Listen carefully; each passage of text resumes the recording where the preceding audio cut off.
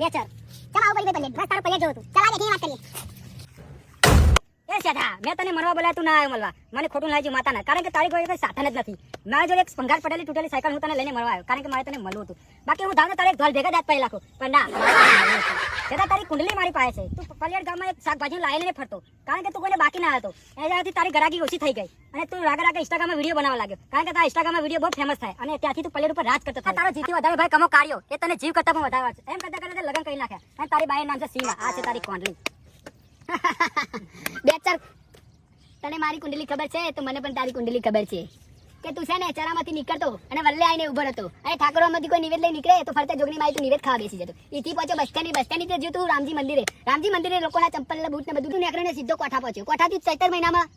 મેરો આવતો ને તું લોકોના ચંપલ બૂટ ચોરી કરી જતો એથી પહોંચ્યો તું કલોલમાં તે ચોરી કરીને નાના પાયે મોટા પાયે દુકાન નાખી એથી કરીને તું અમદાવાદ પહોંચ્યો અમદાવાદમાં જઈને તે દુકાન કરી મોટા પાયે એમ કરીને તું ડોન બન્યો અને આ છે તારી કુંડલી એ મંગા આપણે શાકભાજી લાવી બંધ કરાય અને આપણે ધંધો બંધ કરાવી દીધો બોસ તમને શોખ હતો કુંડલી ખોલવાનો જો સીધા આઈ જા કલોલમાં રોજ નવા રોજ નવા ચંપલ પહેરી ના બે તરફથી તું નીકળવા મારે શાકભાજીનો ટાઈમ થઈ ગયો અને તો વિડીયો બહુ લાંબો થઈ રહ્યો છે તું નીકળવાનું કર